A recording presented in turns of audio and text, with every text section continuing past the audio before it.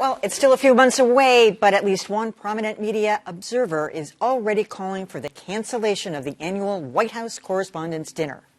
In her Washington Post column this week, Margaret Sullivan says the dinner has long been embarrassing and ridiculous, and President Trump is now reason to finally end it. She writes, "For journalists to make nice with an administration that has trashed and blacklisted them conjures the abused wife who sends the cops packing, puts a little extra makeup over her bruises, and hopes things will get better soon." Ouch! So let's take a quick lightning round on this. All right.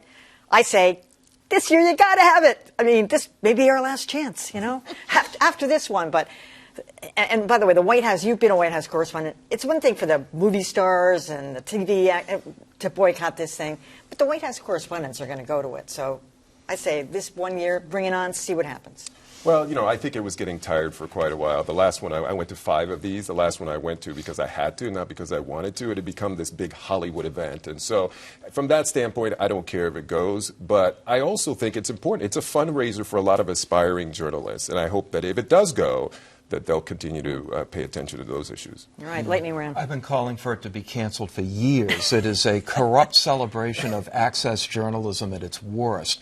Unfortunately, you can't cancel it this year because it looks like the press is just, lashing out at President Trump for the disdain that he is, with which he has treated them. Well, that's what she's saying. That's the reason she's saying do it. See, I have all the respect in the world for Margaret Sullivan. I disagree with her on this.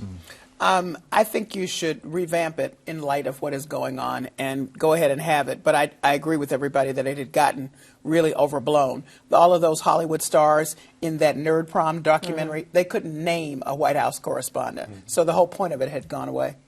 Totally agree. I think what we need to do this year, go ahead and have it, but we need to have a very serious host, no comedian. The last non-comedian to do this was Brian Williams. I think that would be very ironic. And he was kind of a comedian. Right. But they need to go ahead, but it should not be the entertainment thing that they've tried to make it one up. Apparently they're having a hard time finding a host. That's why you part of the go issue. with somebody who's a straightforward journalist.